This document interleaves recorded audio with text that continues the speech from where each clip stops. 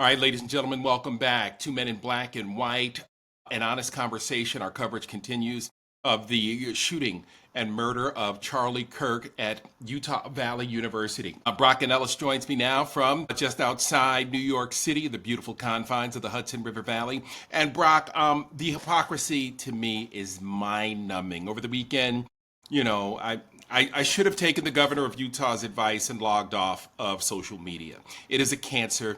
It makes you crazy. And you hear people saying things that just don't make sense. For example, we're constantly talking about how the left is responsible and how, what did Nancy Mace say? Democrats own this. I mean, this kid was a Nick Fuentes fan.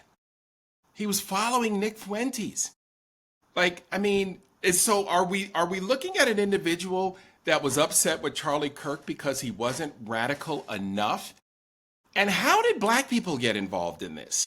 We got all these threats at these HBCUs, almost a dozen of them shut down due to the possible threats of violence on HBCU campuses. Hey, black folks been minding their business since the election. We had white on white violence here. That didn't have anything to do with black America. As a matter of fact, most of my contemporaries only knew of Charlie Kirk for his fiery rhetoric, but did not know how fiery the rhetoric actually was. What say you, my friend? Yeah, if you didn't follow Charlie Kirk like I didn't, you didn't really know everything he said. You're kind of boning up on it now, or you're being inundated with it now. But yeah, like this, now we're 72 hours or so into this, 96 hours, something like that. Okay. So, is this a case of the faction of the right wing that is more radicalized than Charlie Kirk? Like, do they consider him a sanitized, sell-out version of, like, white nationalism? And therefore, he was a target because he wasn't radical enough? But this is clearly, this is ultra-white on ultra-white violence that's going on in this little pocket of the internet that most of us probably need to understand better, because it's clearly has a hold on a whole chunk of, that deep MAGA group that Trump's always trying to navigate. Yes. But yeah, I'm with you. This is entirely white on white violence. They're all loving the Second Amendment, right? They're all gun owners. They're all remorseless when people get gunned down. They're all quick to use firearms. This kid particularly adept. And why would they expect there to be anything but indifference at best to the loss of Charlie Kirk from those who didn't espouse his ideology or were, in essence, against almost everything he said? He was so focused on making negative comments and disrupting the quality of life of so many other Americans. Right. Why would there be an expectation that when he's eliminated, that there wouldn't be a whole chunk of people who maybe shouldn't be dancing on his grave, but certainly in no way, shape, or form are they upset that he's no longer in the picture? He was dedicating his life to, denigrating black women, to threatening professors. Like, he had a lot of different people on watch and hit lists who got a lot of ugly threats and death threats because of his words. Yeah. Why would anyone expect anything but there to be, less than, what should be, quote, the proper protocols of someone passing away? He was divisive. He made people's lives right, and put them in peril. I first read a little bit up on Charlie Kirk when he made the whole comment about whether or not there's a black pilot in the cockpit. And man, if I see a black pilot, I wonder if he's a DEI hire. I wonder if he's qualified. I wonder if he can fly this plane. I wonder if he can do his job. The insinuation there is just awful, right? Then you had people getting on planes wanting to know if there's a black pilot, at the helm. It's like, wait a minute, who are you to get to, arbitrarily decide that, a whole race of people, a whole ethnicity, a whole gender of people are not going to be competent at their job just because you feel that way. Right? This is a feeling. Remember Trump famously said, "Yeah, I get a feeling." This is a feel. There's no evidence behind the fact that black pilots crash more planes than any other ethnicity. That was my first exposure to Charlie Kirk, and it just makes no sense that you can continue. Turning Point was an $85 million a year nonprofit. Okay? You're making a shit ton of money off of your divisive, hateful rhetoric and speech. Okay? Why are you surprised that people actually paid attention, heard your words, and are now regurgitating them so you can understand why you were not so popular with a particular part of society? It's baffling. It's You're baffling. you're intentionally denigrating Yes. large swaths of society on a For consistent profit. basis, and you're building your business and your reputation off of that. No doubt. Of course, all those people are gonna, be view it as a positive that you're eliminated from the national dialogue. You have been impeding and a negative force on their quality of life. You make it harder for black people to get hired because now you're questioning every black person's qualities and skill sets, right? And who are most of the hirers? Who's on most boards of directors, right? It's white people, right? So he's tapping right into those white people to say, like, why are you hiring any black people? So, it is a live by the sword, die by the sword scenario if that's how you're going to make your living and if that's what you believe. Then I get in this country, that's fine in that you get to say it and you get to make it into a business and you get to become really wealthy off that type of speech. There's a line somewhere that society draws to call something hate speech versus just fiery rhetoric or strong opinions. Right. And we're always, society has to decide that line and that becomes a legal issue versus the day to day where you built your audience playing into white grievance. You got a lot of followers who came to agree with your grievance or wanted to hear what you had to say, but you're doing it at the expense of a lot of other people's quality of life. And therefore, when you're no longer around, those people whose lives you were hurting are not going to shed tears for your demise. And I just don't understand why, just from a dispassionate, logical point of view, it almost doesn't matter the ideology. It's anyone who speaks that way about any group.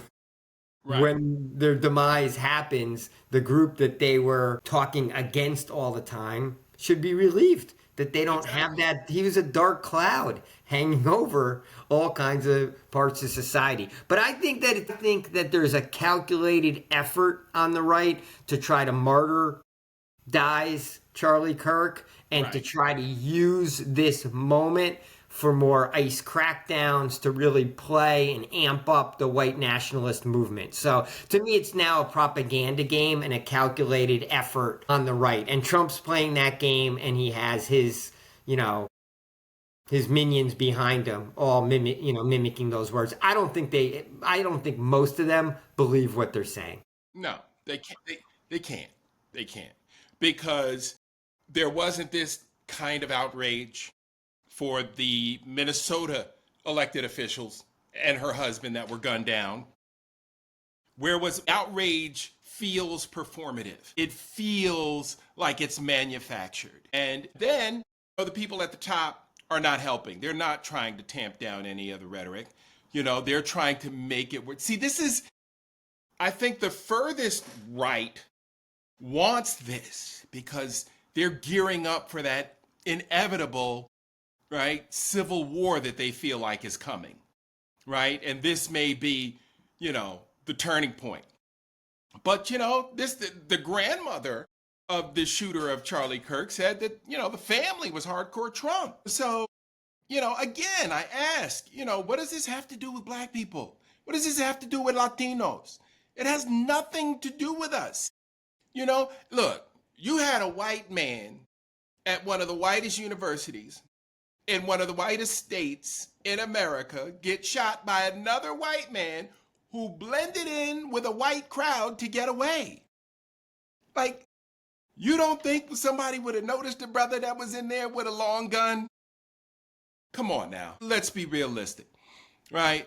This is white on white violence. We're not condoning any violence, right? What we're saying is we've got incapable leadership at the top, right? We've got an entire clown car cabinet that is incapable, not just of turning the temperature down here, but of running this. They're not good at their jobs. They don't know how to run this country, right? All they know how to do is divide, right? And make our lives less safe, less healthy, less productive, and meaner and angrier.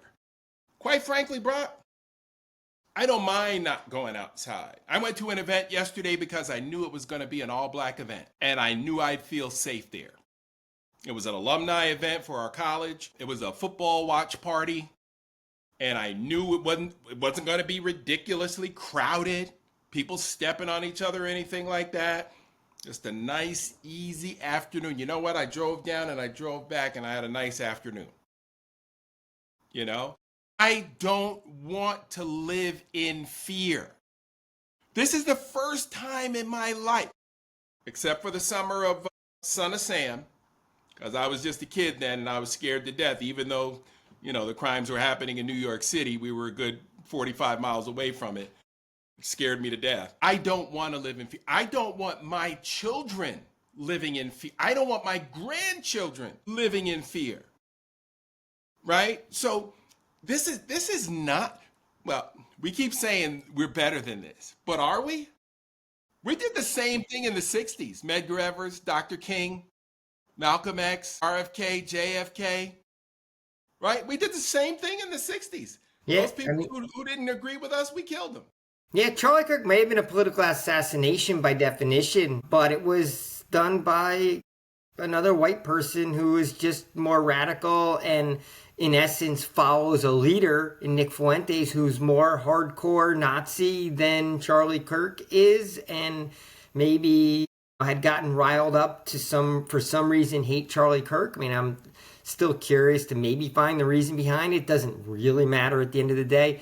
But yeah, this is almost like a niche part of the country, this not niche, but let's say it's the 25% hardcore MAGA, who this event was huge for. Right. But for most of the country, they didn't watch Charlie Kirk. They don't know what he talks about. And this was just something that happened in these ultra right-wing circles. And it was sort of infighting amongst the white supremacy crowd. That's how I viewed this. This is an infighting. Yeah, and really, it has nothing to do with the left. Why are you blaming the left? But again, and I believe we touched on this last week. Now it's become intimidation, right? Because these veiled threats are going to be going out to the people who are most vocal against Donald Trump. I had a sweet old lady tell me the other night, Friday night, I was at the senior citizens home and I was visiting my mom. And this just adorable older woman said, I said, wow, they finally caught it's been a crazy week. Thank goodness they caught the guy. She said, yes, can you believe it? And the left is starting all of this. And I said, oh, bless your heart. Bless your little heart. Stop watching Fox News, lady. Yeah, but they painted that picture right away, right? Trump comes out. Trump always comes out before the stories. He's trying to paint the narrative before the facts come out so that the facts don't matter. And that's how this was played. I hope it blows over. The right doesn't want to let it blow over, so they're going to hang with it for a while, whether it's, having a state funeral in D.C. or some other martyrdom-like event at a stadium in Phoenix. It's, this is going to stick with us for a while, but... Hey, Brock, I'm going to say something really controversial right here, okay? And if we get some comments and some hate jibber-jabber on the comments, so what? But Biggie didn't get a state funeral. Tupac didn't get a state funeral. They weren't assassinated. They got shot. That was a famous joke in a Chris Rock set. Talking about Biggie got assassinated. Biggie was a rapper. Charlie Kirk was an influencer. Media guy. He was a media guy with a hell of a business, with an $85 million a year nonprofit. He got shot. He was not an elected anything. So yeah, technically it may be a political assassination because of the political rhetoric and message that he was so closely tied to. But, Trump and his cronies like to, paint this picture of people, as it fits their narrative, right? And it has nothing to do with norms or institutions and everything to do with how they feel. Yeah. Mark, this is like if a Rachel Maddow follower shot a Nicole Wallace follower, right? Or Right. shot Nicole Wallace, right? Right. I mean, that's kind of, these are media personalities with a viewpoint. And I guess if one's more radical than the other and they think that person's not being strong enough on the issues, I guess anything can touch, set anyone else off. Right. Look, we need to lessen the amount of overall gun violence in America, Oh my gosh.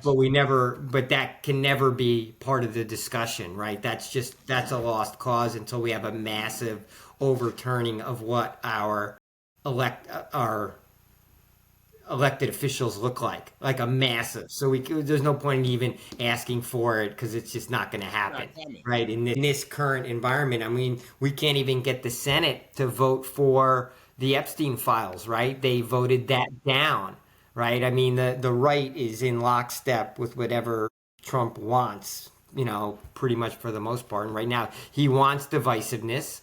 He wants that, and he wants to play towards, influencing and or destroying elections in America so that he can stay in power. And that's like the ultimate end game. And to me, every piece of conversation that I hear about the death of Charlie Kirk, I have that in my head is like, okay, how is Trump playing this to maintain his power? And Right.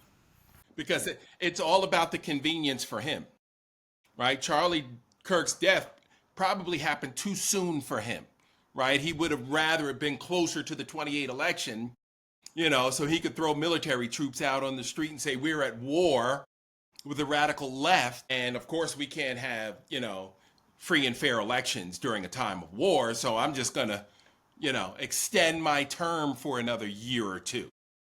But, look, we all see, that he's not capable of any three-dimensional chess or anything like that. We can see right through his plans, and we can see right through, the MAGA blueprint and what they're doing. And hell, Project 2025 put it on paper. So they don't plan on going anywhere. Yeah, they're just going to go into more cities now. Like Stephen Miller was all over it. Like they're going to Memphis, and it's an excuse to have a broader crackdown, right? They just have to blame it on the left so they can go into Democrat-run cities, right? It's all just a game. You can't believe anything anyone says on the right because it's building towards an end goal of power, right? Power and control is the ultimate end goal. So, maybe some of them on a personal basis knew Charlie Kirk and maybe liked him as a person and had a personal relationship with him. Most of them probably did not. And they're just using the event and the instance to move the power play in the direction that they're going to go anyway. They just want more steam behind it. Well, take a look at some of Charlie Kirk's books. The College Scam, The Right-Wing Revolution, The MAGA Doctrine, and The Campus Battlefield. I mean, Valletta Wallace said, you don't live by no gun, you only die by it. And this fiery rhetoric, is so off-putting when you listen. You're like, man, he says that with such, how can you be so angry at others that you don't even know and probably don't have a relationship with? I don't believe the anger. I think it's manufactured. Yeah. I think it's a performative anger. It's performative anger as a part of a presentational approach to build support. Yeah. it's tapping into the anger of others whose lives are worse than his, right? His life was probably pretty good, right? Right. A million in the bank, media star. He was, he didn't have that much to be angry about. But he was tapping into the anger of those whose lives are miserable or less enjoyable or less healthy and well off to hate other people, right? He's trying to get them to hate the others. Right. I mean, it's such an old playbook. Such an American playbook from.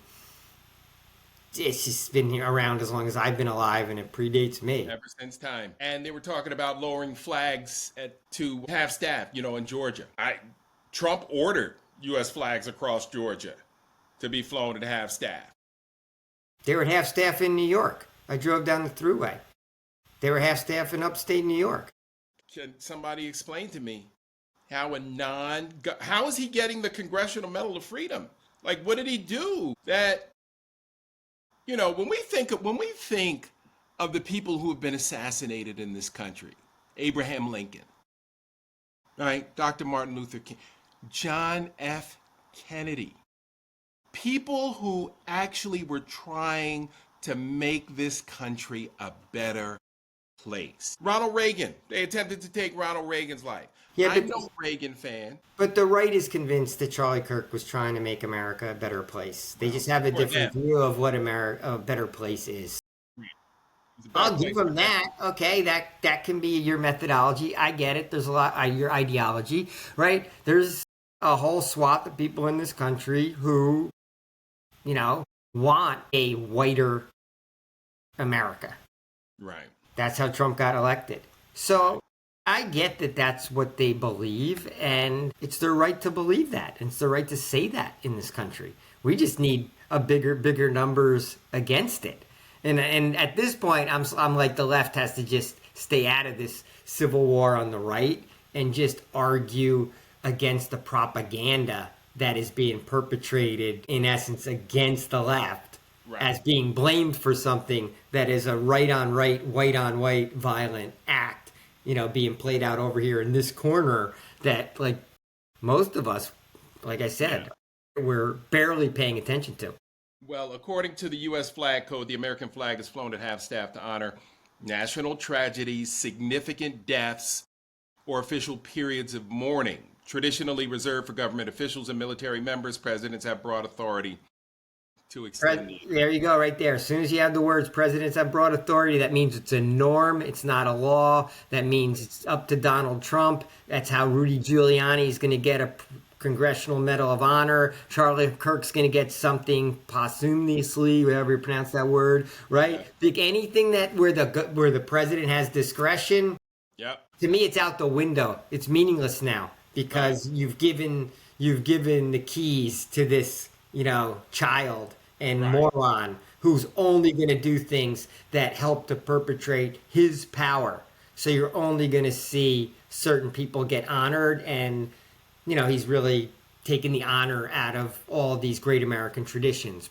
Right. And let's touch on this because we haven't had a chance to. How awful was that investigation conducted? I mean, it was, again, clown car-ish. Kash Patel, a former podcaster with no law enforcement or investigative experience, showed us how inept and how woefully unprepared he was to lead any kind of investigation. He's tweeting about an arrest of a suspect. Man, if I'm that dude, I am suing them because you guys got my picture on television and he called me a suspect. Now, I don't know what I'm going to get from it, but I'm suing. It's kind of like the Centennial Park bomber. Even the right was going after Patel, right? Trump sort of backed him, right? He did one of those doing a good job brownie comments. But anyone who had their eyes open was realizing it was like a horrendous law enforcement effort on so many fronts. The commentary was coming out, was just either giving away clues and or having nothing to say and or jumping the gun to a solution when they weren't even close to one. And let's face it, the actual law enforcement officers had nothing to do with solving the case, right? Right. Literally turned in Right. by the family. Like, well, this could have dragged on for days into weeks. Days. Yeah, because Days. they had, in essence, they kind of almost had nothing at that Right. point, right? And they're so late in getting the photos out there when that should have been done probably right away. That would have shortcut the whole process. Yeah, it just showed how woefully unprepared our FBI is, and it shows that competence matters. Yeah, you can throw anyone into these jobs, but if they're kind of idiotic and they don't know the job, you're going to have lousy outcomes. So Patel kind of embarrassed himself. So now we realize the FBI is probably not doing a good job of protecting us against white nationalist violence if they couldn't even, solve the crime on their own side of the ledger, right? They had no idea what was going on, even in the right wing circles. Exactly. And I'm surprised that our foreign adversaries have not come after us yet. At least, on a financial tip and try to hit us with some cyber crimes or some sort of electric grid attacks. I don't know. China's got everyone's information already. Russia's still playing games in Europe. Now they're zipping drones around all over NATO just to see if America is going to step up and be a part of the NATO response, which we haven't been.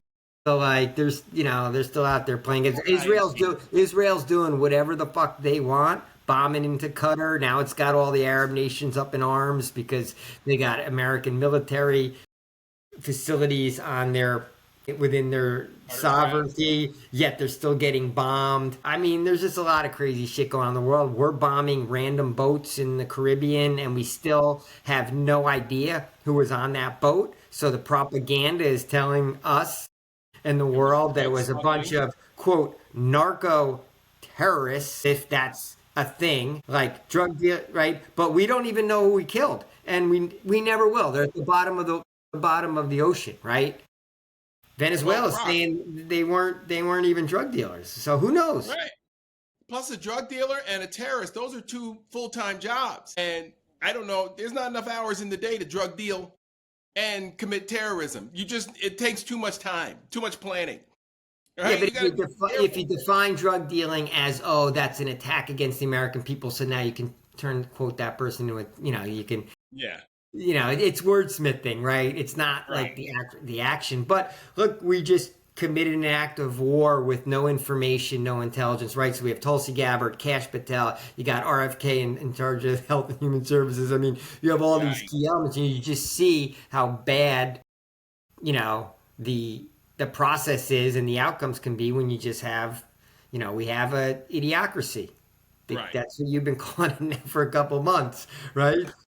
So yeah, Kash Patel looked like a fool and a buffoon, and apparently he was out in New York City, like fine dining. He wasn't even on top of shit, right? He was like living the life, steak and lobster dinner while the whole incident was going on. While the thread of America is being ripped apart. I mean, we're coming apart at the seams as a nation. Right? We've never been more divided. It's never been more hostile. And I just can't see us getting back to normalcy. Like, I can't see us going back to, what we used to be. I mean, Megyn Kelly was calling President Obama, Joe, we haven't been right since President Obama. He was such a, what'd she call him, a crafty snake? I mean, there's just something wrong with people. Like, Megyn Kelly's got more money than she knows what to do with. Why is she still out here, starting fights, right? Talking crazy, right? Trying to fit in with MAGA. Go raise your kids. Go do something productive. Go work for a charity or something. Because she loves it. You had that other Fox guy talking 2 days ago about that we should be killing homeless people. Yeah. You get to the point though, like to break through and to be followed, to get notoriety. The commentary just has to get more and more outlandish. Yeah. Yep. So, I mean, I don't know what's the point of saying that we should be like homeless people, as if you lose your job and you can't pay your rent and you're screwed and you end up homeless. now society is going to kill you. Like, and that's like just a standard statement from a newscaster on like a major news station. Right. And, yeah, there was a little bit of outrage. There was a half-assed apology, and we move on. But it just shows you what people have to do in order to, in essence, get noticed amongst the noise of so much noise. Right. And if there's no negative ramifications for the speech, then it's just going to keep, I it's going to met keep Kilmeade ratcheting up. at the Fox Studios in Atlanta. He come down. He was promoting his book, and he is as high and mighty on himself as you would think. Nobody loves him like him. He walks around with a full-length mirror just so he's able to admire himself as he walks down various hallways. I mean, the guy is incredibly full of himself. Neil Cavuto, not so. Not so at all. Newt Gingrich, not so at all. Brian Kilmeade, over the freaking top. Like, oh my God, can we get this guy out of here?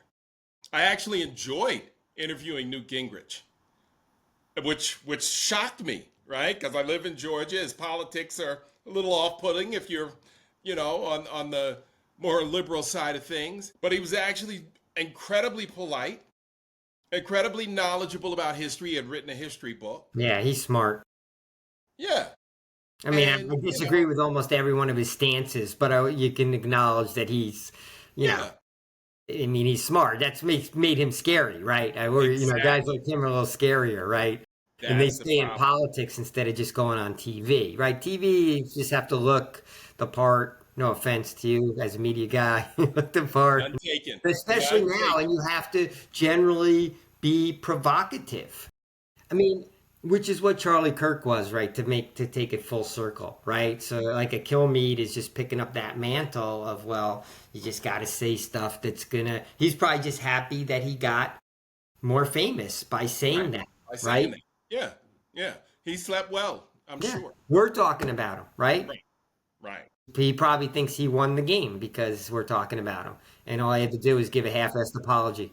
And we're not talking about the Epstein files. We're not talking about the sweetheart deal that Alex Acosta gave to Jeffrey Epstein and why Alex Acosta has not been called to the Capitol to testify specifically about the deal that he gave Jeffrey Epstein and every other person who was named in that non-prosecution agreement, right? Like, how do you just get a list of people and you promise not to prosecute them? I mean, what does that sound like? Like if black folks was paying attention to this, I'm telling you what, we'd be in the streets because black folks go to jail for way less, for much longer periods of time. You ever heard of conspiracy? Black folks go to jail for conspiracy. And in the late 80s, early 90s, they were locking brothers up for conspiracy for 20 years. Hey, you can take it to trial. But if you lose, you're going to get life. All right, I'll take the 20. That's what they were doing. After the crime bill, I mean, it just got out of hand. And I showed you the numbers. We went from a 700,000 prison population to 2.3 million. So basically, if you took, barbed wire and electric fence and put it around the city of Houston proper, that's your prison population in the U.S. We do it better than anybody. But I want to know why Alex Acosta felt like he could just take a list of names and give them all non-prosecution agreements. I really would like to hear the answer to that. And he's somewhere on a beach, has already served a term as a cabinet member under Trump. It's bullshit. All right, Mark, I got two quick hits for you. Number one is maybe you saw that a bunch of South Koreans from a plant in Tennessee now have said they're all leaving and flying home because of the treatment that the group in Georgia got. So now we're just getting a disinvestment now in America because of our racism. And our racism was so idiotic that the ICE agents were heckling the shackled Korean workers with comments about Rocket Man as if they were North Korean. Like the ICE agents didn't even know the difference between They're Proud North Boys. Korea versus South Korea. That Yeah. was number one. Second one was at a wedding yesterday, almost all white people. And Gloria Gaynor, I Will Survive, comes on, as you told me. And My wife rolled her eyes like, oh, damn. Like Gloria Gaynor's kind of in her mind ruined the song Right. by being Right. Being a Trumper. MAGA. Yeah, by being a Jeez. Trumper. But it did lead to a conversation about like who was worse and crazier, worse to be Gloria Gaynor or Tom Cruise, who didn't accept the award, but then he's batshit crazy in a different way with the Right. Right. Scientology. It just Scientology and gets all you into that. this cycle of like, there's no winner. There's no winners here. Right. Can we just Everybody enjoy keeps the coming. wedding? No, nothing can just be enjoyed because Right.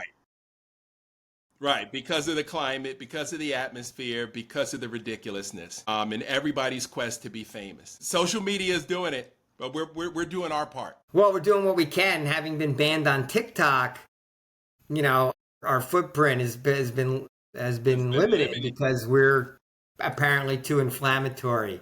I don't think the Right. Chinese government likes a white guy and a black guy in a conversation.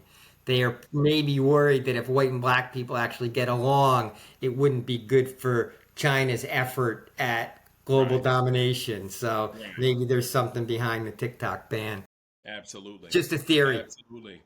I mean, it's a good one. It's a good one.